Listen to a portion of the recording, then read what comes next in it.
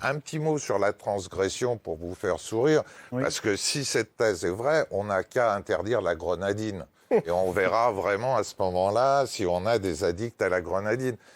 Je pense que la théorie de l'escalade, C'est comme drôle. la théorie... Je vous interromps Oui. parce que je vous connais.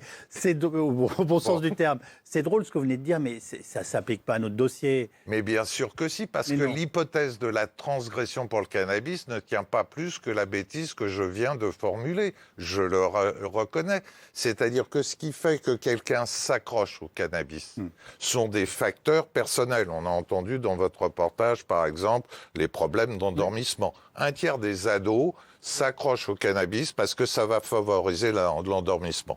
Pas la qualité du sommeil, Non. ni celle du le réveil. premier endormissement. Nous sommes d'accord. Ok. Les premiers usages ont eu lieu par des phénomènes sociaux. C'est ça qui est terrible, c'est-à-dire des phénomènes que l'on va définir comme des phénomènes d'initiation.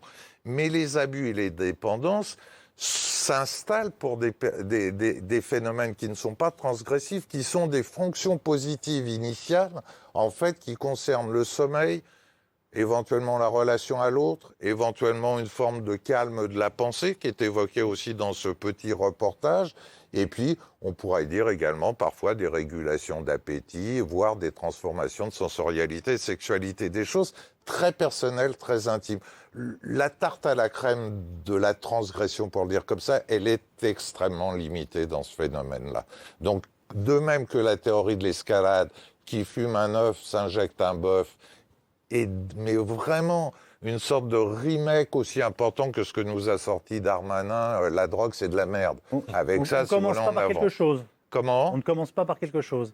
on peut commencer, si j'ose dire, dans les études, par l'alcool et le tabac essentiellement. C'est-à-dire que si on regarde le cheminement, le plus embêtant pour nous, Oui. ça reste la cigarette et l'alcool.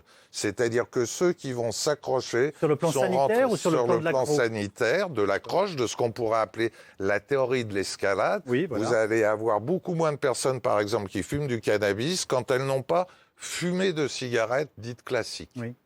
Vous avez plus de personnes qui vont aller vers des drogues dures quand elles ont déjà eu des binge drinking, c'est-à-dire des overdoses d'alcool.